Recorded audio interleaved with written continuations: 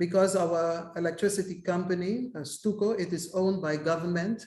And when we look at the current extreme increases in electricity that is passed on to the consumer, as government, we continually get the question, how can we translate the presence of solar panels on the island to the cost that is then translated to the client? And it's extremely high.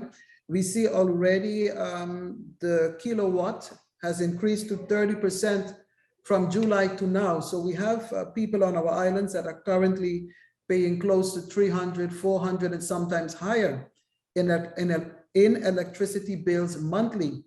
And when you think of an island with about 52% of the people per the CBS figures that are living in poverty, this comes at the right time. But like my colleague on SEBA has said, we will not see the immediate effects. So I do believe in the communication that we will have to manage expectations.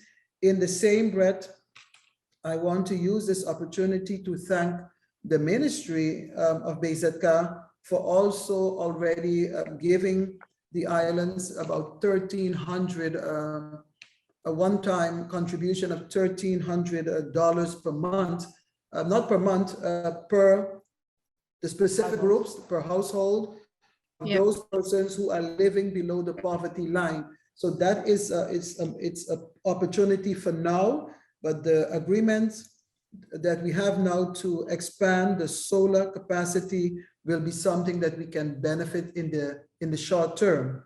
However, we are hoping that besides the 1,300, for those persons who are below the minimum wage, that we can offer something more sustainable in the interim while we try to expand the capacity and hopefully with this reduce the high electricity bills. This is not a problem just for Statia.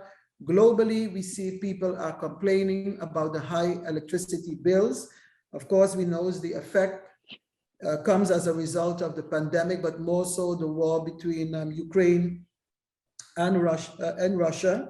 And the cost of doing business is also a serious challenge for small businesses, not only our electricity company, but all businesses on our islands. So this is the challenge of developing small islands and doing business on small islands. So once again, we are extremely happy with this move in the relationship with the Ministry of BZK and the Ministry of Climate of the Netherlands.